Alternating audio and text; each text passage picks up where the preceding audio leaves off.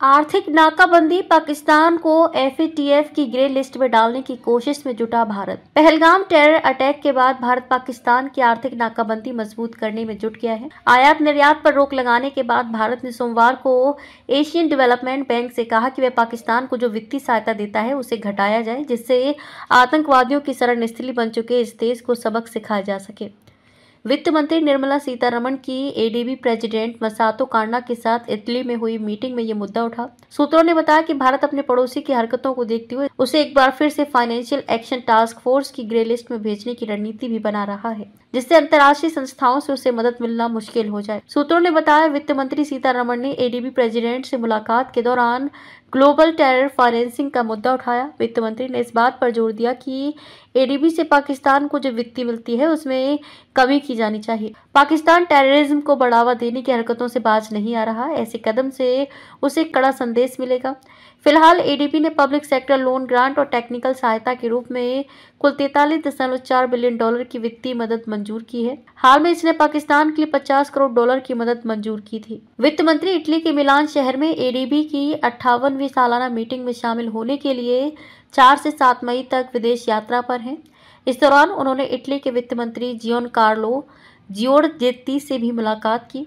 सूत्रों ने बताया कि इतालवी फाइनेंस मिनिस्टर के साथ मीटिंग में भी वित्त मंत्री सीतारमण ने ग्लोबल टेरर फाइनेंसिंग का मुद्दा उठाया। उन्होंने कहा कि इटली को पाकिस्तान के साथ अपने वित्तीय संबंधों पर नए सिरे से विचार करना चाहिए और उसे मिल रही सहायता में कमी की जानी चाहिए।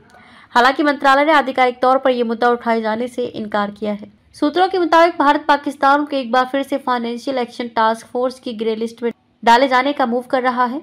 कॉमर्स मिनिस्टर पीयूष गोयल के बाद और अब वित्त मंत्री की विदेश यात्रा में ब्रिटेन और इटली सहित यूरोपीय देशों और अमेरिका से इस बारे में संपर्क किया गया है। ऐसा होने पर अंतर्राष्ट्रीय संस्थाओं से पाकिस्तान को एक तो फंड मिलना कठिन हो जाएगा, दूसरा जो पैसा मिलेगा उसके उपयोग की कड़ी निगरानी होने लगेगी। आपको बता दें कि एफएटीएफ ग्लोबल टेरर फाइनेंसिंग और मनी लॉन्ड्रिंग पर नजर रखने वाली संस्था है। इसने जून 2018 में पाकिस्तान को ग्रे लिस्ट में डाल दिया था। हालांकि 4 साल बाद अक्टूबर 2022 में पाकिस्तान को ग्रे लिस्ट से बाहर कर दिया गया। पाकिस्तान की बदहाल अर्थव्यवस्था विदेशी मदद पर बुरी तरह निर्भर है।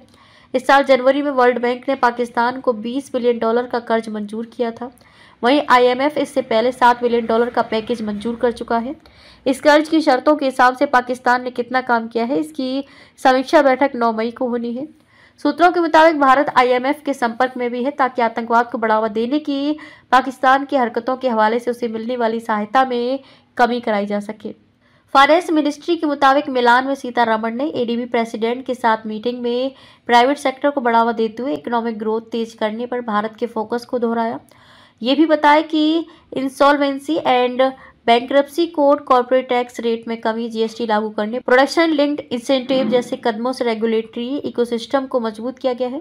वित्त मंत्री ने एडीबी प्रेसिडेंट से कहा कि भारत में एडीबी के लिए नए इनोवेटिव फाइनेंसिंग प्रोडक्ट्स और मॉडल्स की शुरुआत करने के अवसर हैं। कांडा ने भारत के विकास की प्राथमिकताओं के लिए एडीबी के पूरे सहयोग की बात कही है।